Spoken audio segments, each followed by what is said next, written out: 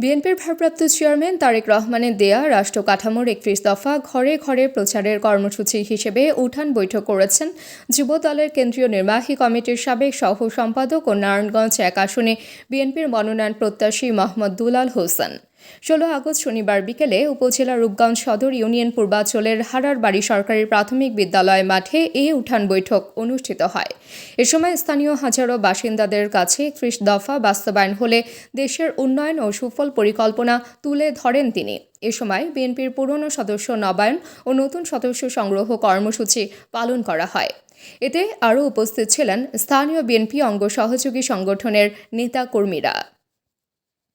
উঠান বৈঠকে উপস্থিত বাসিন্দাদের বিভিন্ন দাবি দাওয়া ও রাষ্ট্র চিন্তায় তারেক রহমানের ৩১ দফা মূল্যায়ন করে দুলাল হোসেন তার বক্তব্যে বলেন, বিএনপির গণতন্ত্র রক্ষার দল শহীদ প্রেসিডেন্ট জিয়াউর রহমান চাইতেন স্বনির্ভরশীল রাষ্ট্র হিসেবে প্রতিষ্ঠার।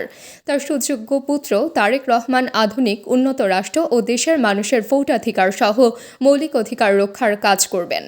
আমরা তার নির্দেশে আওয়ামী লীগ হায়নাদের হামলা মামলায় অত্যাচারিত হয়েও দুর্দিনের সব কর্মসূচি পালন করেছি।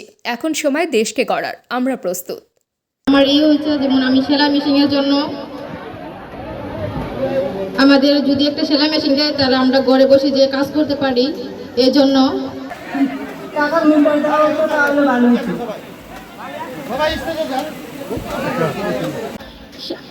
মানে আমাদের সব এলাকায় মাদ্রাসা খালি এই এলাকায় মাদ্রাসা থেকে আমাদের একটা মাদ্রাসা দরকার। আপনার কাছে একটি দান, আপনারা সবাই কি বলেন?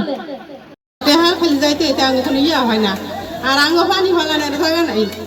আর আমরা উপশহরের তেনে যাই এই জায়গায় বাড়ি করছি, দেখুন আঙ্গ বাড়ি ঘর হয়ে মনে ঠিক নেই গা, আঙ্গ বাড়ির লগে রাস্তা কাদার কারণে স্কুল মাদ্রাসা যাইতে পারে না।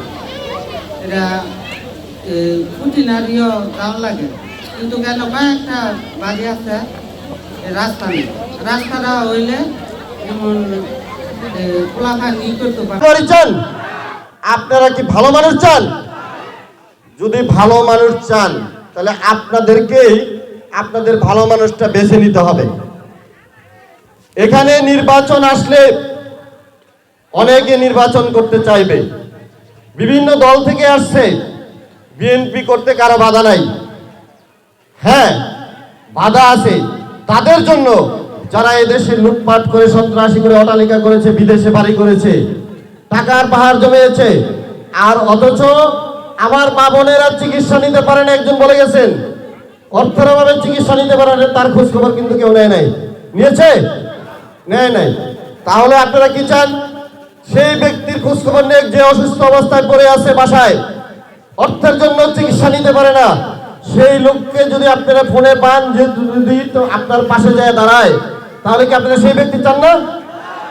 যদি সেমন ওই রকম ব্যক্তি চান তাহলে আপনাদেরকে বেছে নিতে হবে সেই ব্যক্তিকে। রূপগঞ্জে, এই রূপগঞ্জে আমি কোনো সাহেব হতে আসি নাই। আপনারা যদি আমাদের রূপগঞ্জের সীমানায় 1 টাকার মাদকও বিক্রি করেন, আমার কাছে তথ্য আসে, আমি কিন্তু ঘর থেকে টেনে বের করে নিয়ে এসে আমি প্রশাসনের হাতে তুলে দেব। তাবাসসুম হক আনিকা, দৈনিক আজকের বাংলা। দৈনিক আজকের বাংলা .net